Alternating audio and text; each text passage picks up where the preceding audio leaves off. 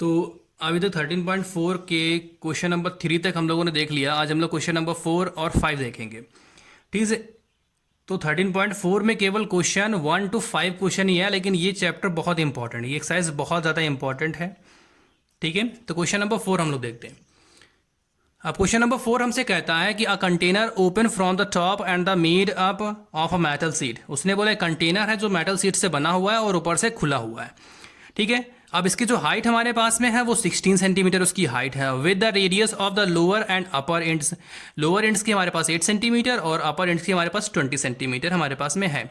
जो क्या किया गया है, ये एक मिल्क से भरी हुई है, कंप्लीटली फिलअप है। ठीक है, अब जो पर लीटर रेट है मिल्क का वो हमारे पास 20 रुपीज़ पर लीटर है। इसका मतलब ये मिल्क से भरी, इसका मतलब हमें इसका वैल्यूम निकालना है। सबसे पहले क्या निकालना है? सबसे पहले हमें वैल्यूम निकालना है। तो यहां से हम लोगों ने लिख लिया radius of upper part equal to 20 centimetre, radius of lower part equal to 8 centimetre, height of the container equal to 16 centimetre. अब यहां से पहले हम स्लैंट हाइट निकालें, तो स्लैंट हाइट इक्वल टू होता है रूट के अंदर R1 माइनस R2 का whole square plus H square. ये इसका फार्मूला है। ठीक है, ये हमारे पास कोन का फार्मूला नहीं है, ये फ्रस्टम का फार्मूला है। फ्रस्टम की जब स्लैंट हाइट निकालेंगे तो यही फार्मूला लगाएंगे। ठीक है, तो R1 हमारे पास 20 है, R2 हमारे पास 8 है, तो 20 माइनस 8 हमारे पास में हुआ तो 12 आ गया उसका, तो 12 का स्क्वायर 16, h हमारे पास 16 वैल्यू है, 16 हमने यहाँ पे रख लिया। तो 12 का स्क्वायर 144 होता है और 16 का स्क्वायर हमारे पास 256 होता है। ठीक है, जब दोनों को हम ऐड करेंगे तो ऐड करने पर हमारे पास में आता है 400। ठीक, जब 400 आता है तो 400 का जब रूट निकालते हैं तो आता है हमारे पास 20 सेंटीमीटर। तो इसका मतलब स्लैंट हाइट हमारे पास जो आ गई है वो हमारे पास आ गई है 20 सेंटीमीटर। ठीक है, तो हम वैल्यूम ऑफ कंटेनर निकालेंगे। तो हमने कल बताया था कि वैल्यूम ऑफ जो फ्रस्टम होता है फार्मूला याद कर लिया जाए। ठीक है, तो क्या फार्मूला हमारे पास होता है 1/3 पाई एच और ब्रैकेट के अंदर R1 square plus R2 square plus R1 R2 हमारे पास में। ठीक है, पाई की वैल्यू हमारे पास में 22/7 होती है, हमने रख लिया। एच हमारे पास जो है वो 16 यहाँ पे रख लिया हमने। R1 हमारे पास 20 है, 20 का स्क्वायर R2 हमारे पास 8 है, 8 का स्क्वायर R1 R2 20 इंटू 8। ठीक है, तो 22/7 की वैल्यू हमारे पास 3.14 होती है, तो 20 का स्क्वायर हमारे पास 400 हो गया, 8 का स्क्वायर 64, इसको मल्टीप्लाई कराए तो 160 आ गया। ठीक है, और ये क्रॉस 16 हमारे पास एच की वैल्यू क्रॉस 16 हमारे पास में। अब इसको ऐड कराएंगे तो 624 हो जाएगा, 3 से जब इसको काटेंगे तो 208 आएगा। ठीक है, अब 208 आ गया, जो बचा हमारे पास उसको लिख लिया हमने 3.14 और 208 और 16 लिख लिया। इन सबको मल्टीप्लाई किया तो हमारे पास आता है 10449.92 सेंटीमीटर क्यूब। ठीक है, तो ये हमारे पास जो कंटेनर है उसका वैल्यूम आ गया सेंटीमीटर क्यूब। ठीक, अब इसको जब लीटर में कन्वर्ट करेंगे तो हमें पता है कि 1 लीटर इक्वल टू होता है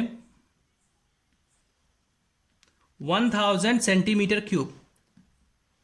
अब इसको हमें लीटर में कन्वर्ट करना है तो जो हमारे पास ऊपर वैल्यू है उसको हमें 1000 से डिवाइड करना पड़ेगा। तो हमने यहाँ पे 1000 से उसको डिवाइड किया तो हमारे पास वैल्यू आ गई 10.44 लीटर। तो इतने लीटर हमारे पास में दूध आता है उस कंटेनर में। ठीक है, तो cost of 1 litre is 20 rupees है, तो टोटल कॉस्ट ऑफ हमारे पास 10.44 लीटर की हमारे पास कितनी हो जाएगी? तो 10.44 इंटू 20। अब इससे इसको जब मल्टीप्लाई कराएंगे तो जीरो तो ऐसे रहेगी हमारे पास, 2 4 हमारे पास 8 हो गया, 2 4 8 हो गया और 2 1 2 हो गया हमारे पास। तो रुपीज आ गया 208.80 रुपीज। इतने रुपए का दूध उस कंटेनर के अंदर आ जाएगा। ठीक है, अब आगे उसने हमसे ये भी पूछा है find the cost of metal seat. अब हमें मेटल सीट जो है इसकी कॉस्ट भी निकालनी, तो इसका मतलब मुझे मेटल सीट का एरिया भी निकालना पड़ेगा। तो area of metal sheet equal to होता है area of frustum plus area of lower part. ठीक है, जहां की रेडियस छोटी होगी हमें उसी को लेना पड़ता है साथ में। तो यहां पे हम लिख दे, दोनों में पाई है, पाई तो बाहर निकालिए, तो R1 प्लस R2 और बाहर L और R2 का स्क्वायर हमारे पास में हो गया। अब सबकी वैल्यू हम रख लेते हैं, तो R1 हमारे पास 20 होता है, R2 हमारे पास 8 है, हमारे पास L हमारे पास 20 है और 8 का स्क्वायर। ठीक है, इसको ऐड किया तो 28 आ गया और ये 20 हमारे पास 8 का स्क्वायर 64 हो गया। इसको मल्टीप्लाई किया 560 आ गया और ये हमारे पास में 64। इन दोनों को ऐड किया तो 624 हमारे पास में आया। ठीक है, पाई की वैल्यू 3.14 होती है और इंटू 624। अब 624 से 3.14 को जब मल्टीप्लाई कराएंगे तो आएगा 9.36 सेंटीमीटर स्क्वायर। ये एरिया ऑफ मेटल सीट हो गया। ठीक है, अब जो उसकी कॉस्ट हमारे पास में है वो 8 रुपए पर 100 सेंटीमीटर स्क्वायर है। तो हम यहां निकालेंगे तो हमारे पास में कॉस्ट ऑफ पर 100 centimetre equal to ₹8। Then total cost equal to हमारे पास में क्या करना पड़ेगा हमको 8/100 से जो हमारे पास में एरिया ऑफ मेटल आया है उसको मल्टीप्लाई करना पड़ेगा। तो हमने यहाँ मल्टीप्लाई करा लिया उसको 8/100 से, 100 से काटा तो ये डेसिमल 2 अंक खिसक गया। अब 8 से इसको मल्टीप्लाई करना है, 8 से मल्टीप्लाई जब इसको कराया तो हमारे पास में आया यहाँ पे 156.74, 156.74 रुपीज।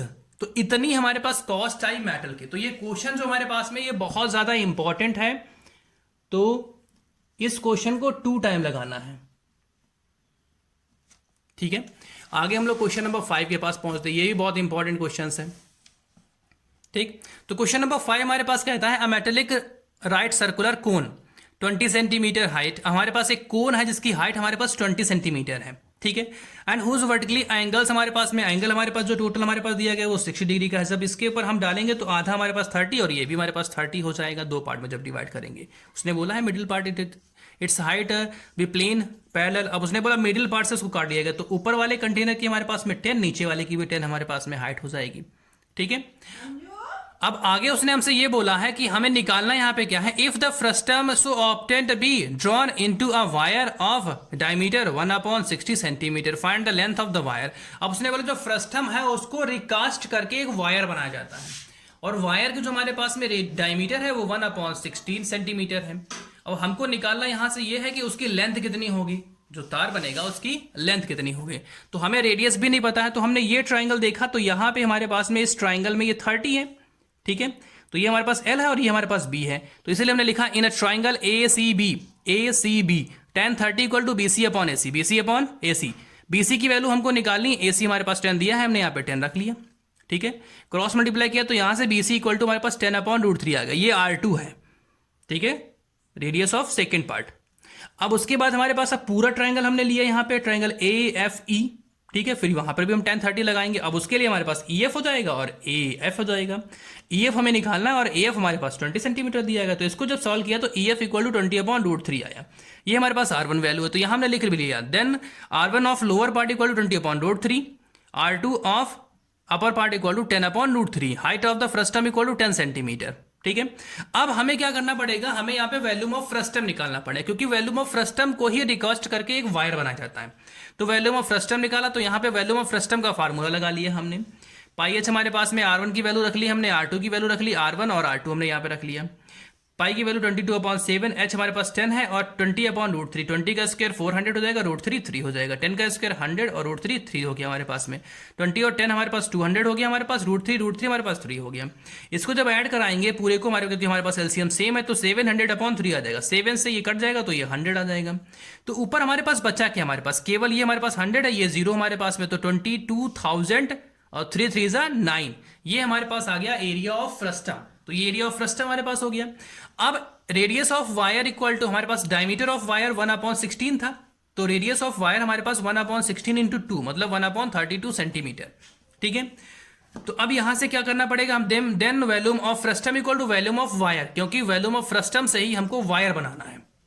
ठीक है, तो दोनों को हमें इक्वल करना पड़ेगा। तो वैल्यूम ऑफ फ्रस्टम हमारे पास दिया गया, वैल्यूम ऑफ वायर हमारे पास होता है area of base into length, जो उसकी लेंथ होती है, तो area of base pi R square into L हमारे पास में हो गया। पाई की वैल्यू हमारे पास 22/7, R हमारे पास 1/32 का स्क्वायर और इंटू L, 22 से काटा तो हमारे पास 1000 आ गया। अब ये 1000/9 और यहाँ से 1/7 और 1/1024, क्योंकि 32 का स्क्वायर 1024 होता है इंटू L। क्रॉस मल्टीप्लाई कर लिया, तो जितने वाले नीचे वाले सब मल्टीप्लाई इधर आ गया और 9 इधर आ गया, तो L इक्वल टू अब अपॉन में 9 पहुंच गया। तो इन दोनों को मल्टीप्लाई कराया हमारे पास में, तो हमारे पास में ये आया। अब इसको 9 से डिवाइड कराया तो ये आया हमारे पास सेंटीमीटर में। ठीक है, अब जब इसको मीटर में कन्वर्ट करेंगे तो हमको क्या करना पड़ेगा, 100 से डिवाइड करना पड़ेगा। जब 100 से डिवाइड करेंगे तो डेसिमल 2 अंक के बाद में खिसक आएगा, तो 2 अंक के बाद डेसिमल हमारे पास खिसक आया है। ठीक है, तो चाहे यहाँ पे हम 100 लिख लें, अगर समझ में नहीं आ रहा है तो ये लिख लिया। अब 2 अंक के बाद डेसिमल खिसक करके यहाँ पे आ जाएगा, तो यहाँ पे लिख दिया गया। तो ये हमारे पास लेंथ ऑफ वायर आ गई है, जो फ्रस्टम को रिकास्ट करने पर बना हुआ है।